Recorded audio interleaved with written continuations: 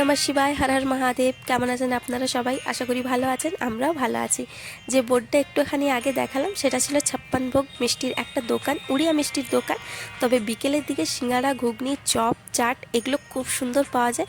তাছাড়া মিষ্টিরও অনেক রকম ভ্যারাইটিস পাওয়া যায়। আর যেহেতু রাম মন্দিরের প্রতিষ্ঠার দিন প্রায় এসেই গেল সামনে, 22শে জানুয়ারি, তার আগে পুরো ব্যাঙ্গালোরে যত রাম মন্দির আছে সমস্ত রাম মন্দিরকে তো সাজানো হয়েইছে। তাছাড়া ছোট বড় যাবতীয় মন্দিরগুলোকে খুব সুন্দর লাইট আর পতাকা দিয়ে সাজানো হয়েছে। আজকের বারটা হলো রবিবার, ঘড়ির কাঁটায় এখনই 12:30 পৌনে একটা মতো বাজে। দেখতেই পেলেন কিছুক্ষণ আগে আরতি হয়ে গেল। মহাপ্রসাদ অর্পণ করার আগে বা নিবেদন করার আগে একটুখানি আরতি করা হয়, তো সেই আরতিটা হয়ে গেল।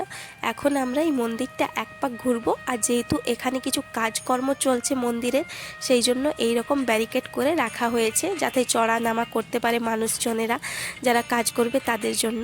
তো যাই হোক, চলুন নিচে যাই, কিছুক্ষণের মধ্যেই আবার ভোগ দেওয়া শুরু করে দেবে।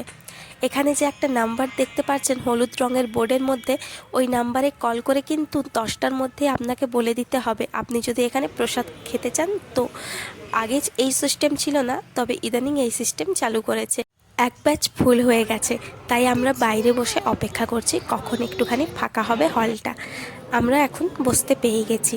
চলুন এবারে ভোগে কী কী দেওয়া হয়, মহাপ্রসাদে কী কী খাওয়ানো হয় সেটা এক ঝলক আপনাদেরকে দেখিয়ে দিই। আর এখানে আমরা যতবারই মহাভোগ খেয়েছি ততবারই যেন খেয়ে মন ভরে না, মনে হয় আবারও আসবো, আবারও খাবো। এটাই হলো মাহিত্যি মহাভোগের। আর এই মহাভোগ কেন বলা হয় তা তো আপনারা হয়তো জানেনই। যেহেতু জগন্নাথ দেবকে ভোগ অর্পণ করার পর সেই ভোগ বিমলা মাতাকে অর্পণ করা হয়, সেই জন্যই মহাভোগ বলা হয়। ভোগ খাওয়ার জন্য অবশ্যই টোকেন কাটতে হয়। পার হেড বলতে পারবো না, তবে আমাদের দুটো টিকিটে পড়লো 240 টাকা। চলুন, খাওয়া দাওয়া হয়ে গেছে, এইবার একটুখানি লালবাগ বোটানিক্যাল গার্ডেনে যাব। ওখানে ফ্লাওয়ার শো হচ্ছে 26শে জানুয়ারি উপলক্ষে। বছরে দুবার হয়, 15ই আগস্ট, 26শে জানুয়ারি। পরের ব্লগে আমি সেটা শেয়ার করব। আপাতত আজকের ব্লগটা এখানেই রাখছি। দেখা হচ্ছে পরবর্তী গল্পে। ধন্যবাদ, সবাই খুব ভালো থাকবেন।